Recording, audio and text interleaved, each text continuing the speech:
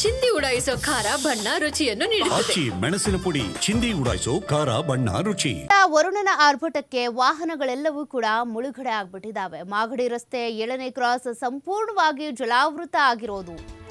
ಯಲ್ಲಮ್ಮ ದೇವಾಲಯ ಸಂಪೂರ್ಣ ಜಲಾವೃತ ಆಗಿದೆ. ಮಾಗಡಿ ರಸ್ತೆ 7th ಕ್ರಾಸ್ ಸಂಪೂರ್ಣ ಜಲಾವೃತ ಆಗ್ಬಿಟ್ಟಿದೆ. ಮಳೆಯ ಎಫೆಕ್ಟ್ಗೆ ಎಲ್ಲೆಲ್ಲಿ ಜಲಾವೃತ ಆಗಿದೆ, ವಾಹನಗಳೆಲ್ಲಿ ಮುಳುಗಡೆ ಆಗಿದ್ದಾವೆ, ಮನೆಗಳಿಗೆ ನೀರು ನುಗ್ಗಿದೆ, ಅವೆಲ್ಲವನ್ನು ಕೂಡ ನೀವು ಗಮನಿಸಬಹುದು. ಸದ್ಯ ಕೆಪಿ ಅಗ್ರಹಾರದಲ್ಲಿರುವಂತಹ ಯಲ್ಲಮ್ಮ ದೇವಾಲಯವು ಕೂಡ ಜಲ ದಿಗ್ಬಂಧನಕ್ಕೆ ಒಳಪಟ್ಟಿದೆ.